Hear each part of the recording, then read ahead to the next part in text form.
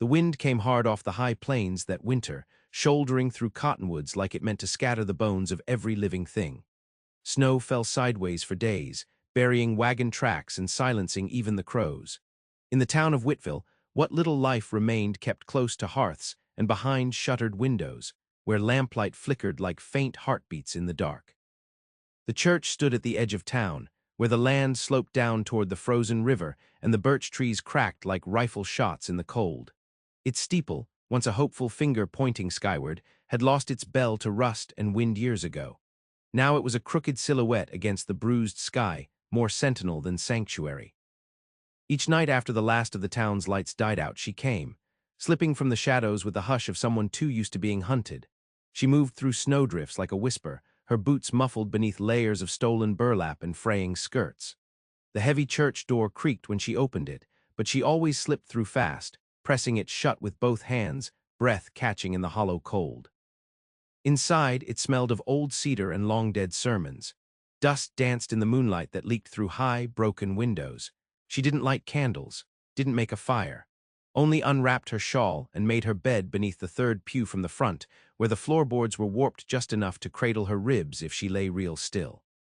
She never prayed. She just lay there night after night, with her back to the altar and her eyes fixed on the rafters, listening to the groan of timber and wind. The church didn't ask her questions or look at her hands like they might be hiding something. It let her exist in its silence. That was all she needed. By day, she was gone. No one in town could say for sure where she went. There were whispers, of course. There always were. Some said she lived by the river, that she was touched in the head or cursed, that she'd come west with a man who hadn't stayed. A few claimed they'd seen her at the edge of the woods, half wild and barefoot, talking to birds. But no one followed. The land was cruel enough without inviting ghosts into your home. The first time he saw her, he didn't know what he was looking at. Just a shadow near the altar when he opened the church doors that morning to sweep out the snow and maybe his own sins. She was gone before he could speak. Only a quilt left behind, stitched in crooked lines of threadbare wool. He didn't tell anyone. The second time he waited, came in early with a bundle of wood under his arm and sat near the back, listening. He thought he heard breathing, slow and steady, like the hush of wind through pine boughs. He left the wood and didn't light it. The third time, he brought a candle. It was a small thing, a stub of beeswax he'd kept from Christmas, wrapped in waxed paper at the bottom of his satchel. He lit it near the altar and sat beside the third pew, hands on his knees, not saying a word. She didn't move, but he felt her watching, quiet as snowfall from her place in the dark. Neither of them spoke. Not that night, nor the one after. But the candle stayed, each night burning lower, until its flame barely licked the air. He lit it anyway. And when she finally sat up, brushing the hair from her face with shaking fingers, he only looked at her once, nodded, and kept his silence. Because some wounds ask for nothing but time. And because in a world as broken as theirs, a light left burning could be the beginning of everything. The days lengthened in inches. Sunlight lingered a touch longer on the snowdrifts, catching in the bare limbs of the birch trees like threads of gold. Whiteville stirred, though slowly. Boots struck thawing ground with a wet squelch, and smoke began to rise more steadily from stone chimneys. But inside the church, winter clung like a stubborn ache. The stone floor never lost its chill. He came each night now, just after dusk, never earlier, never late. His name was Elias. Folks in town knew him as the carpenter who didn't much talk and always kept his sleeves rolled to the elbows, even in the cold. He lived above his workshop beside the dry goods store, where sawdust settled in his hair and under his fingernails like a second skin. He had once built cradles, then only coffins, then nothing at all. He brought the same candle every night. It sat low in a chipped ceramic saucer, the kind meant for teacups. Wax curled in amber rivers down its sides, pooling where light met clay. When he entered, he nodded once at the third pew and lit the flame, then sat. Nothing else, not for weeks. She began to sit up before he arrived, waiting in the pew behind hers with her arms wrapped around her knees. Her coat was patched at the elbows, the color of old smoke. Her hair hung like a curtain, rough cut with a hunting knife, and her cheeks bore the weather's bite. He never asked her name. She never offered it. Instead, something wordless passed between them. She watched him light the candle with fingers that never trembled, and he watched her not run. That was enough. Then one evening, a storm rolled in low and hard. The sky turned the color of bruised iron and spat sleet like nails. When he came through the church door, he was soaked to the skin, breath harsh in the cold air. He didn't carry the candle, only the matches, crumpled and damp in his palm. She saw him curse under his breath, shaking the matchbox beside the stub of wax. She watched his shoulders tighten when the third strike broke without a spark. She rose, moved slow, like a doe testing ice. From her coat pocket, she pulled a single match. Wrapped in oiled cloth, kept dry against her ribs, she stepped past the pew and held it out. He looked at her proper this time, not just a glance but a true study of her face. The shadow of old bruises along the jaw, the scar that tugged the corner of her lip into something that wasn't quite a smile. Her eyes, pale like the sky before snow, never flinched. His hand closed over hers, warm despite the storm. The match was struck. That night they sat on the floor instead of the pews, closer to the flame. Closer to each other. "You sleep here?" he asked, voice low and rough from disuse. She nodded.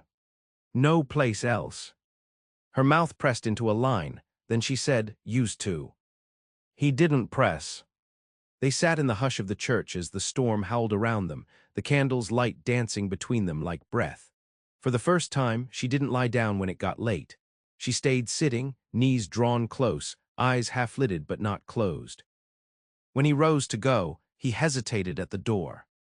"You want me to bring another candle?" he asked. She turned toward him, slow. "Don't let this one go out." The door closed behind him with the soft weight of promise. And when she curled beneath the pew again, she left the candle burning. Its flame was small, but it waited just like he would.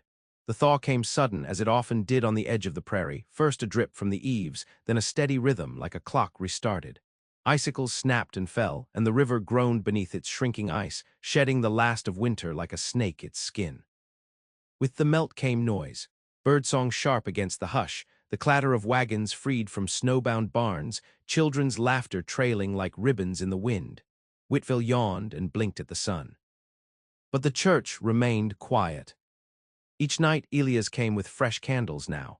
Not beeswax, but tallow poured into little clay bowls he made himself, smoothed by his thumbs. He left one on each windowsill near the altar beside the pew. He never asked if she liked the light.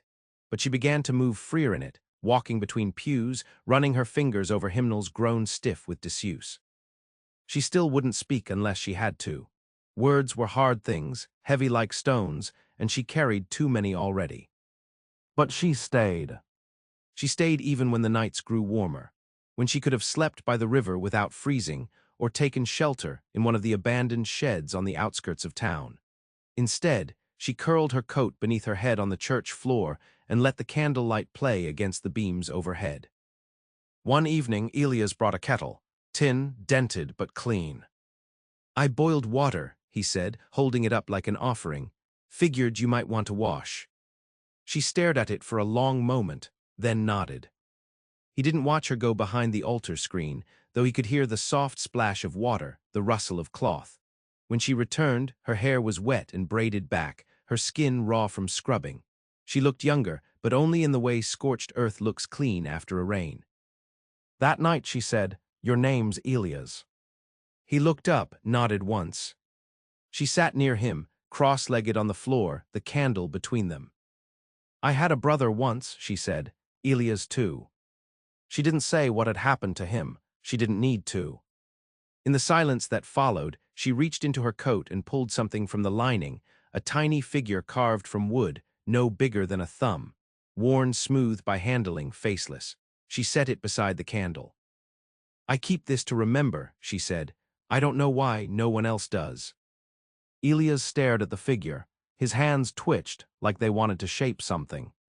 "You carved it." She shook her head. He did.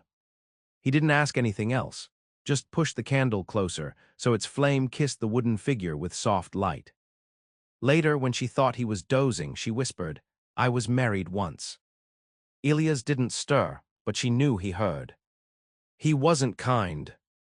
The candle sputtered, then flared again. She wrapped her arms around her knees and closed her eyes. Elias reached forward and turned the wooden figure gently so its blank face looked toward her.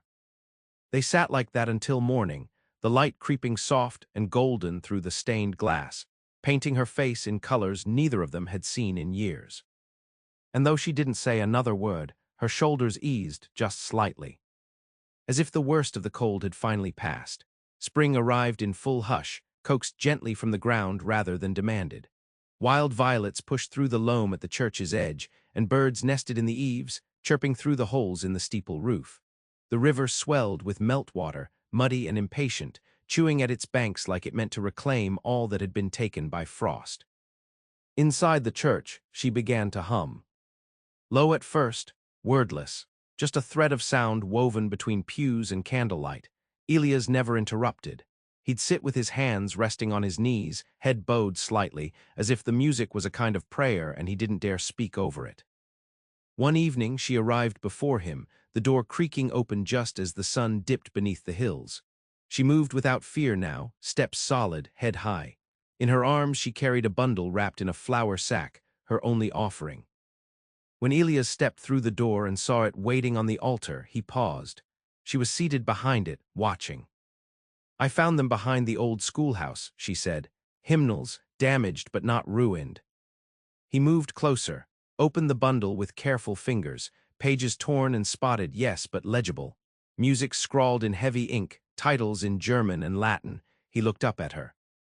"You can write these." "A little," her voice was steady. "My mother taught me before." He didn't ask about the before. They had an understanding now about things not said. That night she sang. Not loud, not like the women in town who sometimes gathered in the chapel during daylight, voices braided in brightness.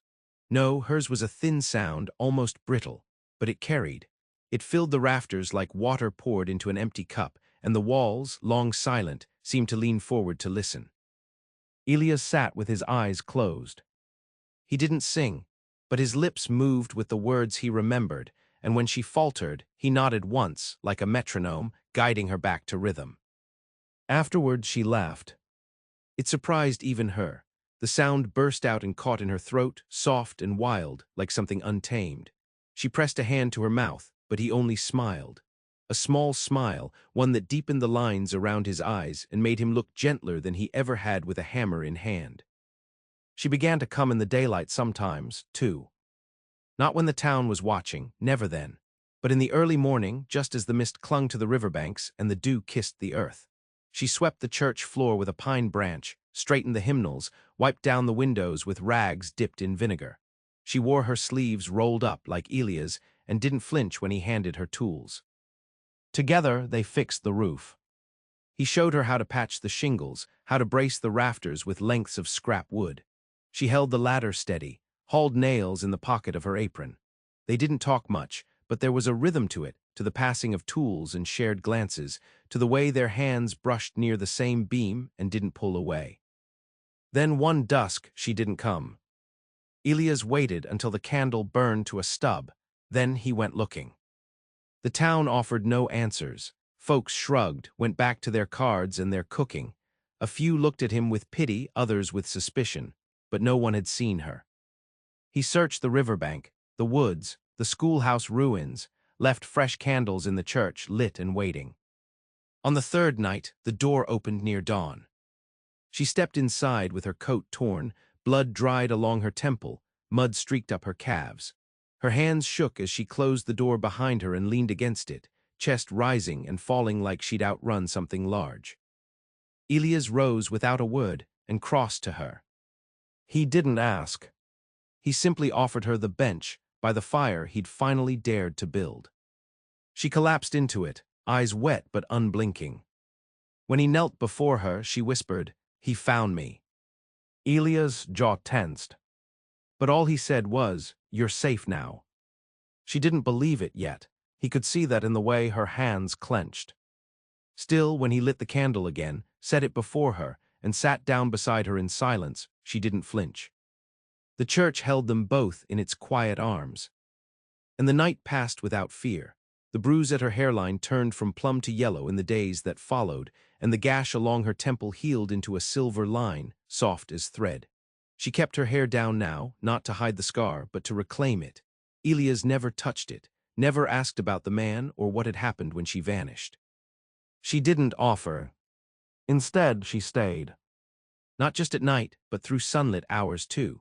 She helped mend the fence around the graveyard behind the church, replacing splintered posts and tying charm bundles from dry thistle and twine to ward off coyotes. She began tending the small garden that had once been wild with weeds, digging with her hands, her fingernails dark with soil, whispering old names into the roots as if they might grow stronger for it. Elias worked beside her, quiet and certain. He built her a stool for the chapel, low to the ground and carved with sparrows on the legs. She sat on it each evening when the candle was lit, reading from the hymnals with a voice steadier than spring rain. One morning, after the frost had lifted for good, she asked, "Do you believe in forgiveness?" He looked up from the pew he was mending, considered her. "I believe in second chances." Her gaze dropped to her hands, resting in her lap, even for people who have done terrible things. He set his hammer down, crossed the chapel and crouched before her. "I think there's a difference between surviving and sinning." Her eyes welled, but she didn't look away. "That man," she said slowly, "the one who found me, he was my husband. He thinks I killed our child." Elia's breath caught, but he stayed still. "I didn't," she whispered, "but I left her behind when I ran. She was already sick, fevered, and he'd gone somewhere. I thought I'd come back for her. I was going to. I meant to. But then the bridge was gone, the river too high. By the time I made it across again, there was only her shawl left." Silence swallowed the space between them. Elias didn't reach for her. He simply said, "You carry her with you." She nodded, eyes closed. "You light a candle for her every night." A sob broke free then, dry and low, and she pressed her fist to her mouth. Elias stayed kneeling, waiting. When her breath returned, she said, "I see her in my dreams, laughing sometimes, like I never left." "That's what love does," he murmured. "It refuses to forget." She looked at him then, as if seeing the bones of who he was beneath the quiet. She must have noticed the same grief in him, held in the curve of his shoulders, the absence in his eyes that came when he thought no one watched. "You," she asked, "what did you lose?" "My wife," he said, "and a son. Fever took them before I could make it home from town." The air between them shifted, no longer a void, but a bridge. He stood slowly and offered her his hand. She took it. Outside, the wind moved through the birch trees like breath through a flute. Together, they walked to the altar and lit 2 candles. Then 3. The third for the daughter whose name she still could not speak without trembling. The light glowed gold against the old wood, and the silence that followed was not empty. It was full of everything they had buried, and everything they might begin to grow. Summer came like a balm, softening the sharp edges left by cold and memory. Whitville swelled with light and motion, women shelling peas on porches, children trailing stickboats in the shallows, windows open to let in the smell of grass and horses and bread. The church, once a hushed and hollow place, breathed again. She did too. Not all at once, but slowly, the way wildflowers returned to a field left fallow.